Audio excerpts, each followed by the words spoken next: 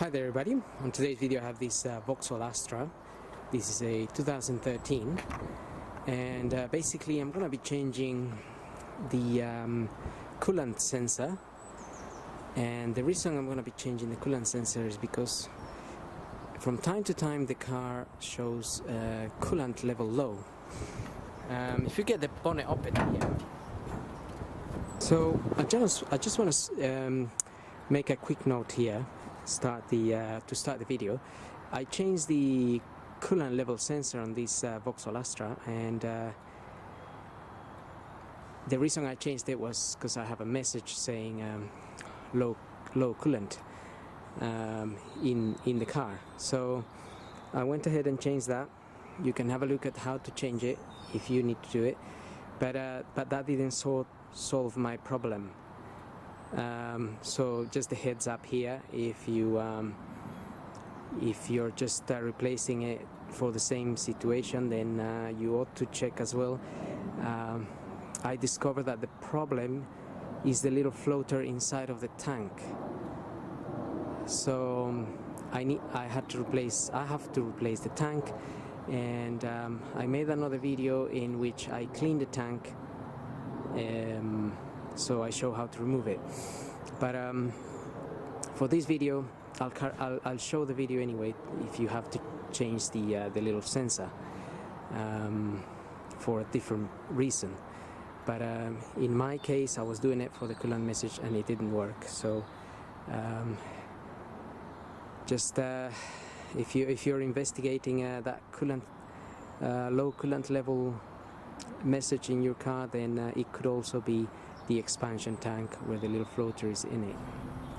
So this is the message the car is showing, even though the coolant is in the right amount. So I'm gonna have a go at changing the sensor first and then see how that works.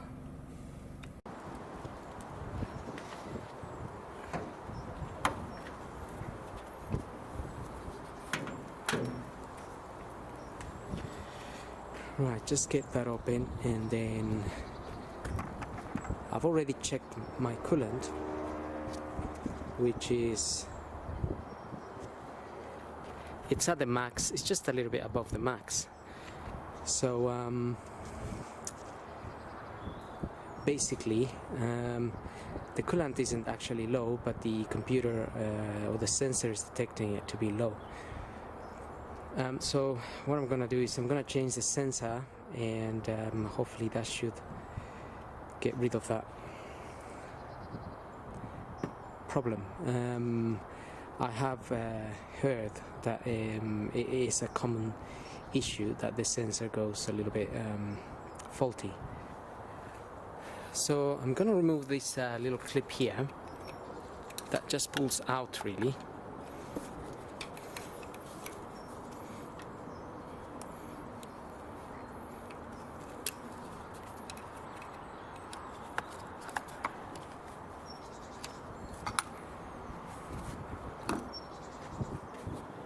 And from there you'll find that this is pretty loose, and what we need to do is it needs to come forwards. So all these things might be on the way interfering, but I'm not sure whether we can get it out without having to remove everything.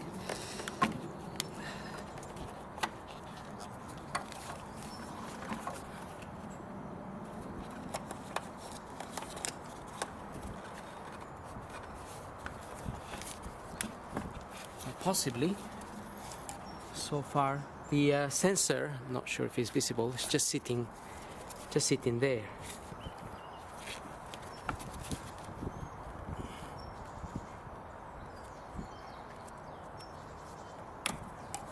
Okay, so I just unplugged it. To unplug it, basically just pull this little clip down. Sure if we can see that or not, but let's get a bit closer here. So that's just plugged in there. and if you pull this black bit down, you'll be able to pull it out.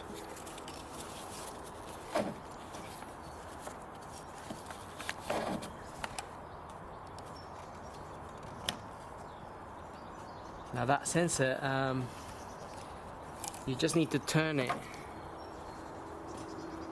sort of anti-clockwise and it comes out. So the sensor was like this, I turned it like this and it came out.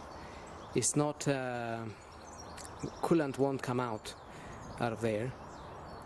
Not sure how these work. I think they work on some kind of a magnetic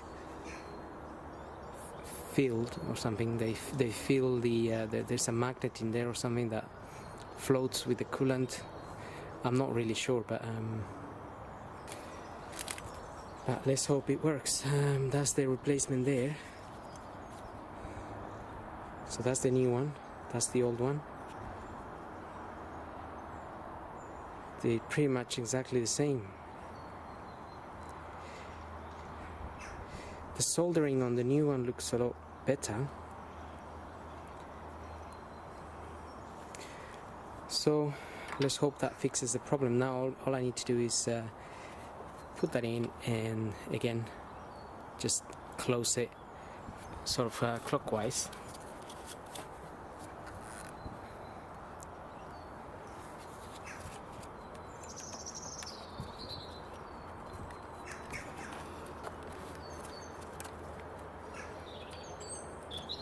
Right, so that's in there now, and now we just need to turn it.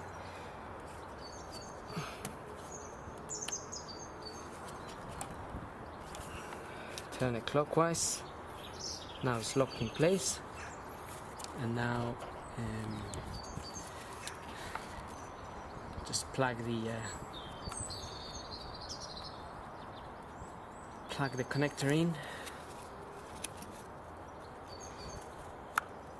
and push that in there until it's locked.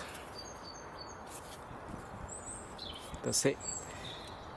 And now all we need to do is get it back in on its mount. This just slides in basically.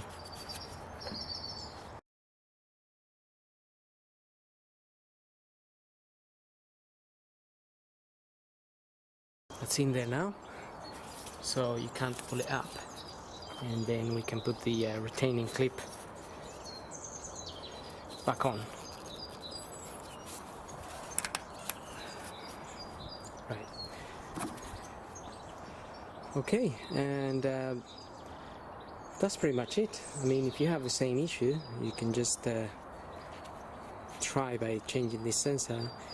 It's not that expensive. Obviously, if your coolant is not low, if it's low, then you have to think about it. It might be, it would definitely be something else if you're losing coolant. This is the shop I got it from. It was from eBay, really. I'm not sure if that is the part number there, R12585.